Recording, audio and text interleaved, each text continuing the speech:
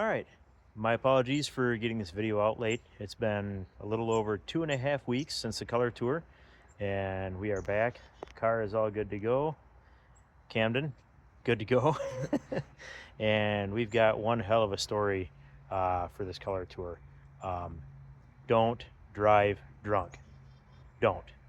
And with that, we'll go into some video. The video I got for this is kind of spotty. We had some things happen, and so some of the stuff I didn't get to capture. But we'll see what we got. Fall Color Tour 2024. This is not the way we had intended for this trip to go. Went from mid-Michigan, we're heading downstate and meeting some friends, going through Chicago and then up through Wisconsin. We're going up to Irons, Michigan for the weekend.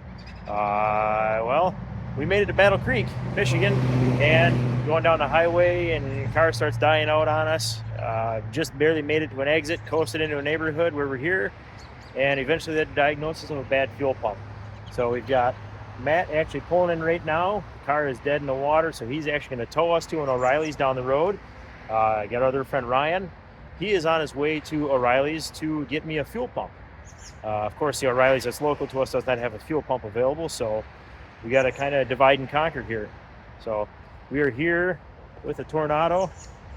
Kind of can't see it very well, but there it is.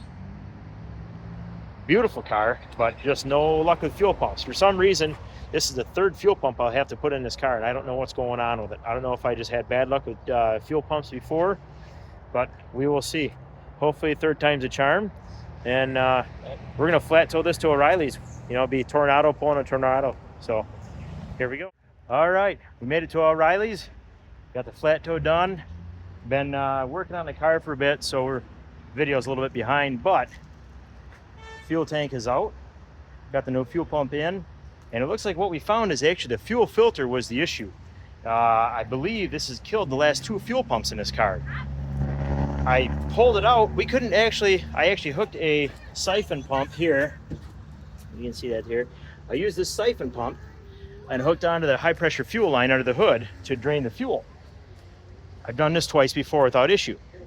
This time I could not get any fuel through that at all. Even the fuel pump on it wouldn't flow at all. So I pulled the fuel filter and I couldn't blow through it at all. It just dead plug. Drained a little bit of fuel out of it, and then all of a sudden it flowed just fine. So I'm thinking there's something got to be wrong internally in that filter that is causing the issue. Because there was a couple particles of sludge that came out, but nothing that would actually stop flow completely. So new fuel filter in, new fuel pump in, getting reassembled right now. And then we got to pour all these buckets of fuel back into the car. So it's going to be a fun time, but we should be back on the road soon. All right, showing a couple of quick pictures of the fuel pump change process. Tank dropped here, and job is done, going back in. And here we get to see a bunch of goofballs trying to pour 4 or 5 gallon buckets of fuel back into a car with 2 funnels. Here we are up in Michigan's Upper Peninsula for our fall color tour. The car, after we replaced the fuel pump yesterday, is now running fantastic. No issues at all, it seems. We did the rest of the drive, what was that yesterday, Camden? It was about 8 more hours yesterday after we got the fuel pump done. Yeah. Took us 4 hours, so we had a heck of a delay. But we made it all as well, and now here we are. Colors up here are absolutely gorgeous. Our cabin is in a beautiful spot up in Crystal Falls, and I cannot say enough good about this up here. So we are on our way right now up to Copper Harbor, going through Houghton, and we're going to check out the peninsula up there and stop for some photo ops on the way, and we'll have some more video.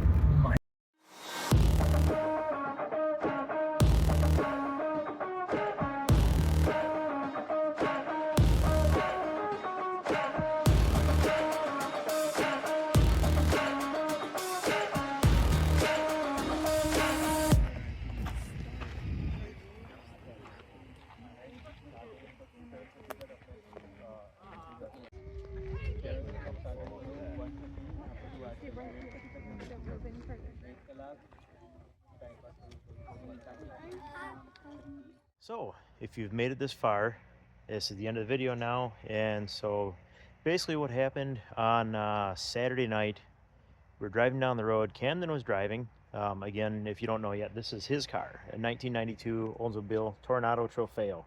Beautiful car, really, really nice car.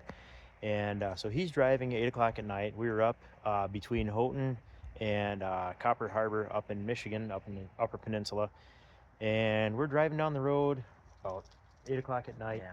Yeah. And, 50 miles an hour around the speed limit. And out of nowhere, driving down the road and hear a couple of loud bangs and just headlights everywhere. Drunk driver crossed the road and wiped out two of my friend's cars.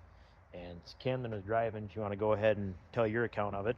It was just kind of driving, and I see a truck coming in and hit the Mercedes right in front of us, and then it was coming head on. My first reaction was to yell, "Dad!"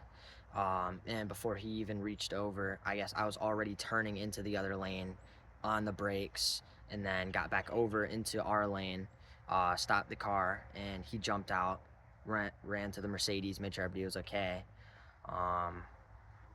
And then, the GTO, heard him screaming. Yeah. So, fortunately, no long-term hard injuries. My friend Greg hurt his knee pretty bad, dislocated. Everybody is able to actually walk away, though. The guy ended up blowing more than twice the legal limit here in Michigan, so he's classified as super drunk. It totaled both the Pontiac GTO and the Mercedes E400 that we had on Color Tour this year, or on Power Tour. Terrible situation. Very, very thankful everybody was okay. If it was not for Camden's ridiculously, I can't even believe how quick he reacted. This is a 3/4 ton GMC crew cab truck, and he crossed the line and hit both the GTO and the Mercedes, and we were next in line. Just unbelievable lightning quick reaction. And had he not been able to do that, it's, I don't know, probably at best a hospital visit for a few days, at worst. Unthinkable. Don't even want to think about it. Yeah.